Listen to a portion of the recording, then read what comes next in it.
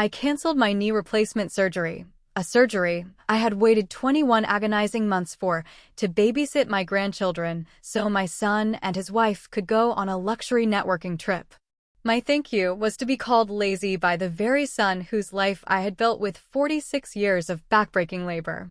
He thought his mother, who had sacrificed her own body for his future, was now a useless burden.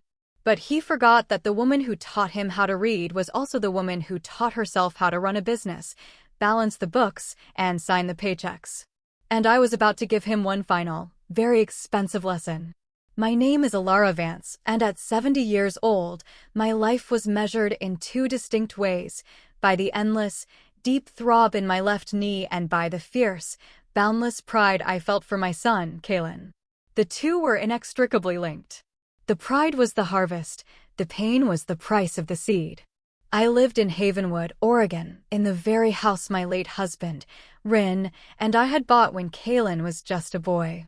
It was a proper Pacific Northwest home, painted a gentle forest green, with a wide, welcoming porch and a garden overflowing with rhododendrons and camellias. From the outside, it was a picture of serene retirement. But inside, every step was a negotiation. Every morning began with a stiff, grinding protest from the joint that had carried me through 4 decades of standing, lifting, and kneading. For 43 years, I was the heart and soul of Alara's Hearth and Loaf, a bakery that became a Havenwood institution. I wasn't just a baker, I was a custodian of memories. My hands, now gnarled with arthritis, but still possessing their innate wisdom, crafted the wedding cakes for 3 generations of local brides. My Marionberry pies were the stuff of legend, the centerpiece of countless Thanksgiving and Christmas dinners. The bakery wasn't just a business. It was my life's work, my ministry.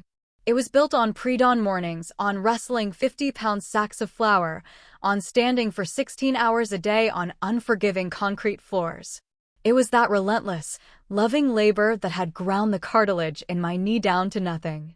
But it was also that labor that had paid for everything. Specifically, it had paid for Kalen, my brilliant, beautiful boy. Ren had passed when Kalen was only 12, leaving me to raise him alone. From that day forward, every ounce of my energy, every dollar I earned, was funneled into his future. He was going to have the life I never could, the opportunities that were fenced off from me. He had a mind as sharp as a tack, and he set his sights high. First, a bachelor's degree from the University of Washington. Then, the impossible dream, law school at Stanford University. The tuition fees were astronomical, numbers that seemed more like telephone numbers than actual costs. But I never flinched. I took out a second mortgage on my home. I sold Ren's beloved fishing boat. I worked weekends, holidays, my own birthdays. I poured every last drop of myself into the foundation of his success. And when he graduated magna cum laude and accepted a position as a junior associate at a prestigious corporate law firm in Sterling City, the pride I felt was so immense it almost eclipsed the pain in my knee. Almost. 6 years ago, I had finally sold the bakery. The sale left me with a comfortable nest egg, enough to live on without worry. My first act of retirement was to see a specialist in Portland. The diagnosis was swift and unsurprising: bone-on-bone osteoarthritis. The solution was a total knee replacement. "It will give you your life back, Mrs. Vance," the doctor had said kindly. But the waiting list was long. So I waited. For 18 months I waited, my world shrinking with each passing season. I marked the days off on my calendar, dreaming of the simple freedom of walking through my garden without wincing, of climbing the stairs to my bedroom without pulling myself up by the banister. The phone call that changed everything came on a Tuesday afternoon, exactly 3 weeks before my scheduled surgery. "Mama," Kalen said, his voice bright and full of the practice charm he used in the courtroom. "How's my favorite girl?"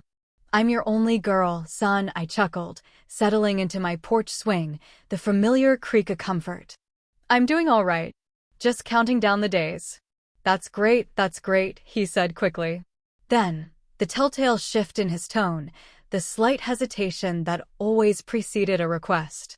"Listen, Mama, something has come up. Something huge for my career. The firm is having its annual partners retreat at Serenity Cay. It's a massive networking opportunity. Serafina and I have to be there. I could hear Serafina, my daughter-in-law, in the background. Her voice was a high, sharp counterpoint to Kaylin's smooth baritone. Serafina was ambitious. She viewed life in Sterling City as a ladder, and she was determined to climb it, dragging Kaylin up with her. She was obsessed with appearances, with their oversized modern farmhouse in the wealthy The Summit neighborhood, with their 2 children, 5-year-old Lyra and 7-year-old Orion, being in the right preschools and summer camps. The problem is, Mama, Kaylin continued, it's for 2 full weeks, and we've been completely let down by our nanny. She just quit on us. Can you believe it? No notice. A cold knot began to form in my stomach. I knew where this was going. We are in a terrible bind, he said, laying the final brick of his argument. We need you, Mama. We need you to come up to Sterling City and watch the kids. You would be a lifesaver. An absolute lifesaver. The air went out of my lungs. Kaylin, I said, my voice quiet, my surgery. It's in 3 weeks. I have pre-op appointments. I have to prepare. There was a pause. I heard Serafina whisper something sharp and urgent to him. Kaylin cleared his throat. Mama, I know. I know it's a big ask, but this is a once-in-a-lifetime opportunity for me. Making partner could change everything for us, for the kids. We can just reschedule the surgery. It's not urgent, right? You've been dealing with it for years. Not urgent. The words landed like a slap. For him, my pain was a chronic, manageable inconvenience. A background noise in the symphony of his important life. For me, it was a prison. Please, Mama, he begged, his voice softening into the little boy tone that had always been my undoing. We wouldn't ask if it wasn't a complete emergency. We'll make it up to you. I promise. We'll do something huge for you when we get back. I looked out at my garden, at the vibrant pink rhododendrons I longed to tend to without this searing pain. I thought of the doctor's promise, it will give you your life back. Then I looked at the framed photo of Kaylin on my side table, his proud, smiling face in his cap and gown. I had never said no to him. My entire life had been a series of yes.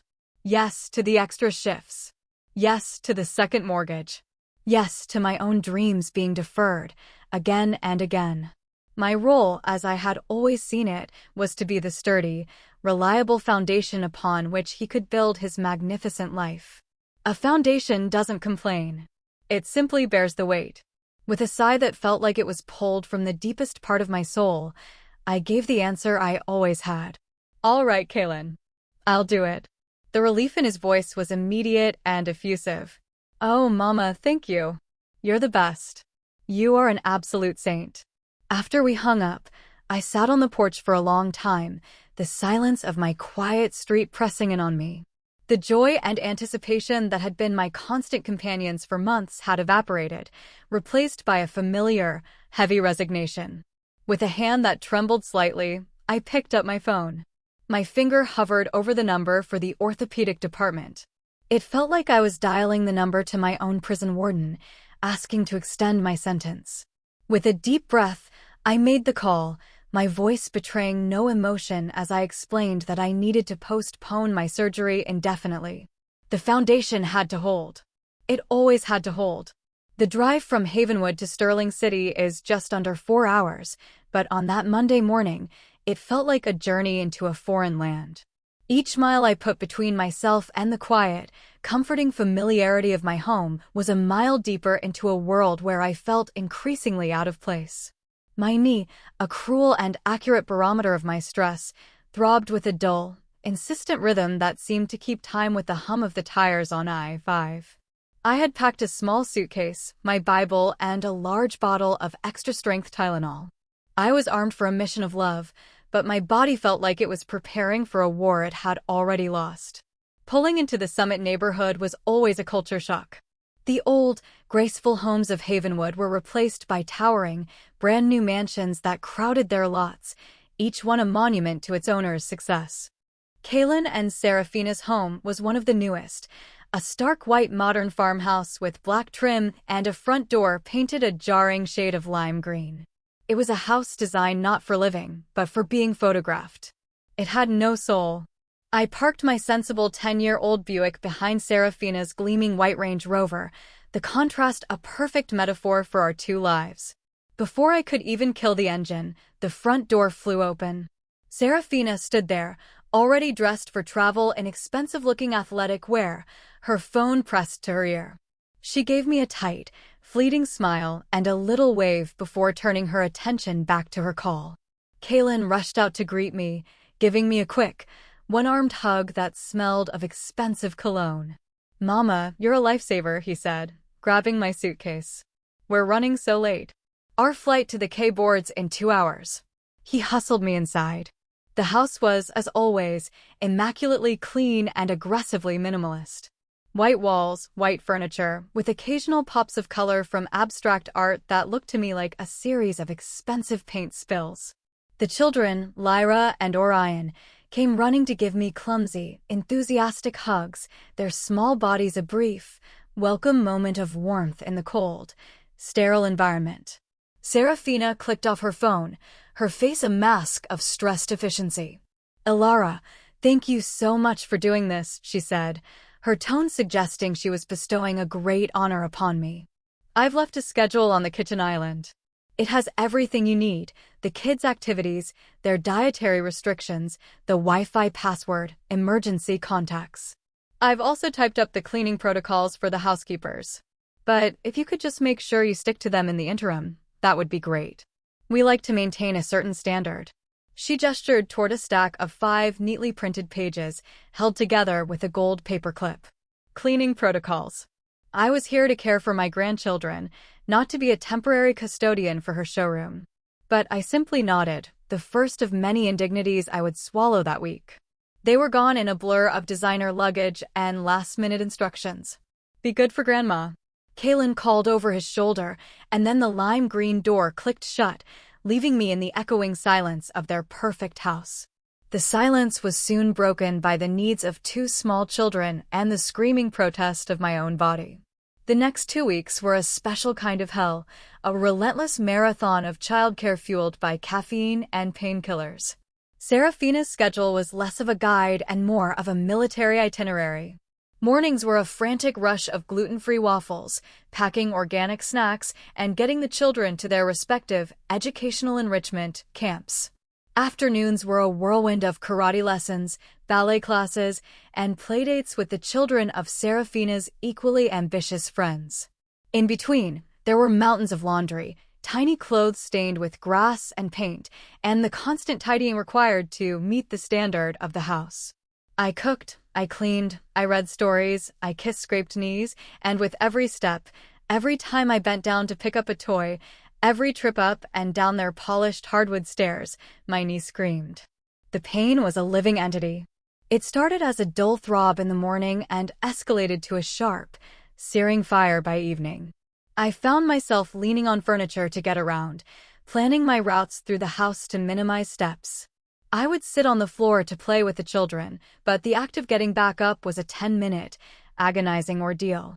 At night, after the children were asleep, I would collapse onto the bed in the guest room, a room so devoid of personal touches it felt like a hotel, and elevate my swollen knee on a stack of decorative pillows, my eyes welling with tears of sheer exhaustion and pain. I was living on Tylenol, washing the pills down with lukewarm water because I couldn't manage the stairs one more time to get ice from the kitchen. I felt the profound, bitter irony of it all.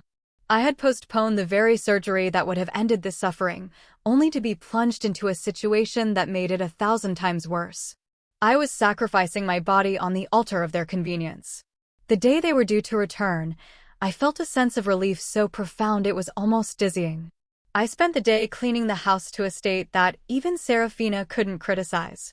I bathed the children, dressed them in the outfits she had laid out, and prepared a simple, home-cooked meal of roasted chicken and vegetables, a taste of real, comforting food in this house of pre-packaged organic snacks.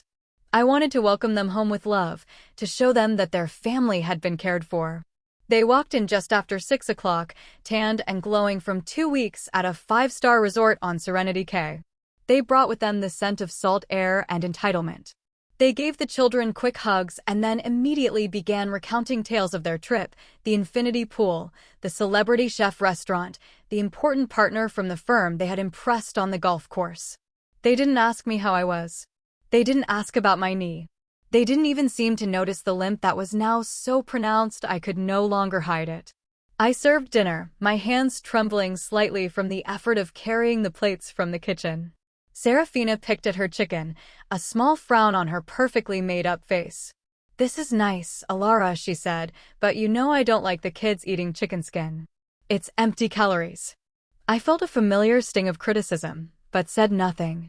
Later, as I was clearing the table, hobbling back and forth to the kitchen, Serafina stopped me, her finger pointing to a small, almost invisible smudge on the gleaming stainless steel refrigerator. "What's this?" she asked, her voice sharp with annoyance. "Oh, it must be a fingerprint from one of the children," I said wearily. "I'll wipe it down." She sighed, a dramatic, put-upon sound. This is a new appliance, Alara. We have to take care of our things." She turned to Kalen, who had been scrolling through photos on his phone, oblivious. "Kalen, this is what I'm talking about. The lack of attention to detail." That was the spark. David looked up, his face a mask of irritation. He didn't see his mother, who had been in agony for 2 weeks for his sake. He saw a problem, an interruption to his perfect post-vacation bliss. He stood up and walked over to me as I stood by the sink, my back to him, my weight shifted entirely onto my good leg. "Mama," he said, his voice cold and devoid of any warmth. "We leave you here for 2 weeks in our home, and we come back to complaints and a messy kitchen. Serafina and I work ourselves to the bone for this lifestyle. We bust our tails every single day. The least you could do is pull your own weight while you're here. We can't afford for you to be lazy." The word hung in the air, lazy. It struck me with the force of a physical blow. It was so absurd, so profoundly, cruelly untrue that for a moment I couldn't breathe. My entire life, every sacrifice, every pre-dawn hour, every drop of sweat, every searing pain in my knee, all of it was erased in that single, monstrous word. He hadn't just insulted me, he had negated my entire existence. I turned slowly from the sink to face him. I looked at my son, at his handsome, ungrateful face, at the expensive watch on his wrist that my labor had paid for. I looked at his wife, who was watching with a small, triumphant smirk. In that moment, the boundless, unconditional love I had felt for him my entire life began to curdle. It cooled, hardened, and then cracked. And, through the cracks, something new and terrifyingly clear began to emerge. It was the chilling realization that the foundation I had spent my life building was being used as a doormat. And I, the foundation, was being treated like dirt. There was no grand explosion, no shouting match. The cruelty of the word lazy was so absolute it defied a verbal response. It was a verdict delivered by a judge who was also my son, in a courtroom I had paid to build. I simply stood there by the gleaming, smudge-free sink and felt the last vestiges of warmth drain from me, leaving behind a cold, hollow space.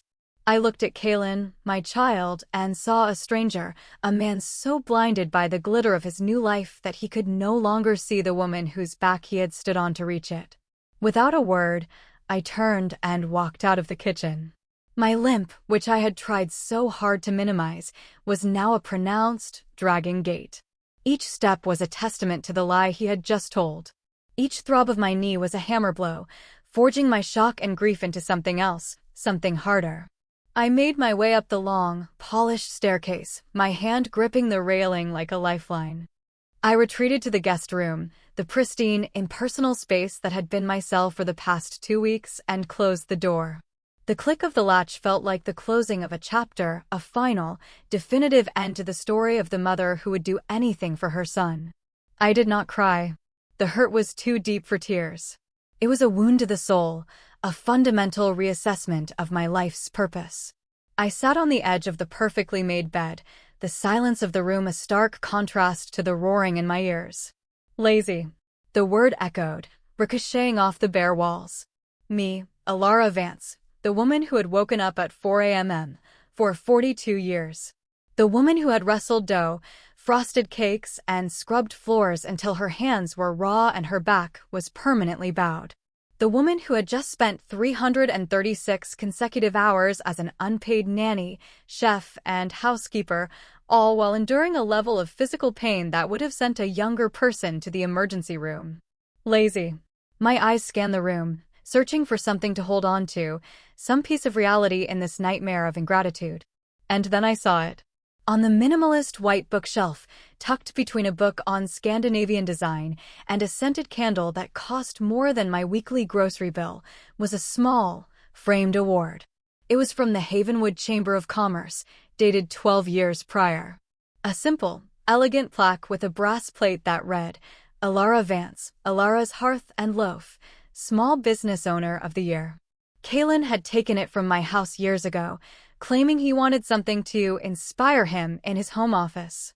But here it was, relegated to the guest room, a decorative afterthought, a quaint little relic from his mother's simple, provincial life. I hobbled over to the bookshelf and took the frame in my hands.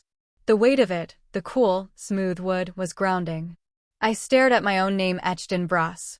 Alara Vance, proprietor. I wasn't just a mother. I wasn't just a grandmother. I had been a boss, a business owner, a respected member of my community. I had managed inventory, negotiated with suppliers, handled payroll, and paid taxes. I had built an enterprise from flour, sugar, and sheer force of will. My work had value. It had a price. It was quantifiable. And in that moment, sitting in the sterile guest room of my son's house, the house my sacrifice had helped secure, a profound and permanent shift occurred within me. The grief that had hollowed me out began to fill with a cold, clear, righteous anger. It was the anger of a professional who had been devalued. The fury of a contractor whose work had been dismissed. They had treated me not as a loving mother, but as a free, convenient utility. An appliance you expect to work without complaint and then scold when it shows a sign of wear. A thought, sharp and brilliant, cut through the fog of my pain. They thought I was retired. They didn't know I was just getting incorporated. The idea was so audacious, so radical, that it sent a jolt of pure, unadulterated energy through me. The weariness in my bones, the fog of pain and sorrow, began to dissipate, replaced by a crystalline, diamond-hard resolve. I was no longer a victim in their story. I was about to become the protagonist of my own. My mind, once clouded with hurt, was now a machine of cold, clear logic. What would a professional do when their services were rendered, but their value was insulted? They would cease to provide those services. And they would submit an invoice. My hands, which had been trembling with shock, were now steady. I reached for my handbag and pulled out my smartphone, the screen a bright beacon in the dimming room. I ignored the text from Kalen, a half-hearted, "Mama, you okay?" that had come through 20 minutes after his insult. I did not want his apology. An apology was a balm for a personal wound. This was no longer personal. This was business. My fingers, stiff with arthritis, moved with a newfound purpose across the screen. I opened the web browser. I did not search for articles on ungrateful children or family disputes. I searched for top family law attorneys Sterling City. The list was long, filled with smiling men in dark suits, their firms' names a jumble of prestigious-sounding surnames. I scrolled past them, looking for something specific, though I didn't know what it was until I saw it. It was a smaller, boutique firm, Adebayo Law Group. The photo on the website was not of a man in a suit. It was of a black woman, her hair in elegant, silver-streaked locks, her expression a perfect blend of compassion and no-nonsense intelligence. Her name was Zola Adebayo. Her bio was concise and powerful. She was a graduate of Howard University School of Law and specialized in domestic contracts and financial justice, with a particular focus on elder advocacy. Her firm's tagline was printed beneath her name, "Your value is not negotiable." I stared at the words on the screen. Your value is not negotiable. It was a message from the universe, a sign. This woman, this Zola Adebayo, did not see cases like mine as messy family squabbles. She saw them as matters of contract, of value, of justice. She spoke my newfound language. I saved the website to my phone. I took a screenshot of the contact information. It was a digital business card, but it felt as solid, as powerful as a weapon in my hand. I stood up. My knee still ached, but my posture was different. My spine was straight. My shoulders were back. I was no longer Alara Vance, the wounded mother. I was Alara Vance, the prospective client. I would not cause a scene. I would not engage in a shouting match. I would do what I had always done. I would work. I would prepare. I would build my case with the same meticulous care I had once used to build a 5-tiered wedding cake. And then, when the time was right, I would present the bill. The next morning, I rose before the sun, just as I had done for most of my adult life. The house was still and silent. I showered, dressed, and packed my small suitcase with a quiet, deliberate efficiency. There was no anger in my movements, no trace of the emotional storm from the night before. There was only a calm, focused purpose. I was a woman on a mission, and the first step was a strategic retreat. I left a short, simple note on the gleaming white quartz of the kitchen island. It read, "Dear Kaylin and Serafina, I have returned home to Havenwood to prepare for my upcoming surgery. The children are fine. Alara." I did not sign it Mama or Love Mom. I signed it with my name, the name that was on the deed to my house, the name that had been on the sign of my bakery, the name that would soon be on the letterhead of a legal document. It was a small act, but it was a declaration of my new, formal status. I was on the road before they woke up, my old Buick a silent vessel carrying me away from the scene of my humiliation and toward the seat of my power. The 4-hour drive back to Havenwood was not a journey of sorrow. It was a period of intense, focused planning. With each mile that passed, the cold, sterile world of the summit receded, and the warm, dignified world I had built for myself came into sharper focus. My anger was no longer a hot, emotional blaze. It had been channeled into a cool, controlled burn, fueling the engine of my resolve. I arrived home to the comforting embrace of my forest greenhouse. The air smelled of damp earth and pine. I walked through my front door and felt the profound difference between a house and a home. A house is a structure of walls and windows. A home is a fortress built of love, respect, and memory. For the first time in 2 weeks, I felt safe. I felt seen. My first call was not to a lawyer. It was to myself. I picked up the phone and dialed the orthopedic department. When the scheduler answered, my voice was firm and clear. "Good morning," I said. "My name is Alara Vance. I called last month to postpone my knee replacement surgery. I would like to reschedule it for the earliest possible date." There was a pause, the sound of typing, and then the scheduler's voice returned, full of sympathy. "Mrs. Vance, it looks like we had a cancellation. We can get you in 10 days from now. Would that work?" Tears pricked my eyes, but these were not tears of sorrow. They were tears of relief and reclamation. "Yes," I said, my voice thick with emotion. "Yes, that would be perfect. Thank you." Hanging up the phone, I felt as though I had just signed my own Declaration of Independence. I had prioritized my own health, my own well-being. I had taken back my life. It was the first, most important victory. Now, I was ready for the second. I sat at the small antique desk in my living room, the one that had belonged to Myrin. I took a deep breath, centered myself, and pulled up the website for the Adebayo Law Group. I dialed the number. I was not calling as a hysterical, wronged mother. I was calling as Alara Vance, proprietor, a woman with a clear and quantifiable grievance. A calm, professional voice answered. "Adebayo Law Group, how may I help you?" "Good morning," I began, my voice steady, infused with the formal cadence I had perfected over a lifetime. "I would like to schedule a consultation with Ms. Zola Adebayo regarding a domestic contract and services rendered." I was given an appointment for a video consultation the very next afternoon. I spent the rest of the day preparing. I didn't just stew in my anger. I channeled it into data. I went through my old calendars, my photo albums, my bank statements. I began to calculate. For the past 7 years, since my grandson Orion was born, I had been the default, on-call babysitter. Every school holiday, every teacher workday, every time their nanny took a vacation, every weekend they wanted to go out of town, the hours were staggering. I created a spreadsheet, my old business acumen returning as if it had never left. I listed dates, hours, and specific duties performed. I was not just watching the kids. I was providing professional childcare, housekeeping, and culinary services.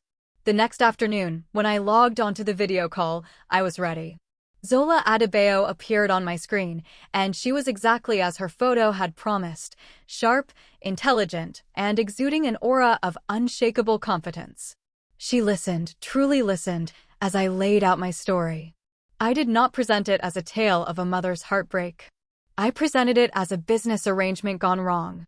For 7 years, Ms. Adebayo, I explained, I have provided childcare services to my son and his wife on a consistent, recurring basis, allowing them both to advance their careers. This arrangement, though verbal, constituted an ongoing contract. 2 weeks ago, I was induced to cancel a necessary medical procedure to provide emergency, round-the-clock services. Upon completion of these services, I was not compensated. Instead, my work was devalued, and my character was defamed with the term lazy. I watched her expression as I spoke. There was no pity in her eyes. There was respect. There was recognition. She saw me not as a poor old mother, but as a professional colleague. When I finished, she was silent for a moment, her fingers steepled under her chin. "Mrs. Vance," she said, her voice a rich, resonant alto, "you are absolutely correct. What you have described is a classic case of quantum merit. It is a Latin term that means as much as he has deserved.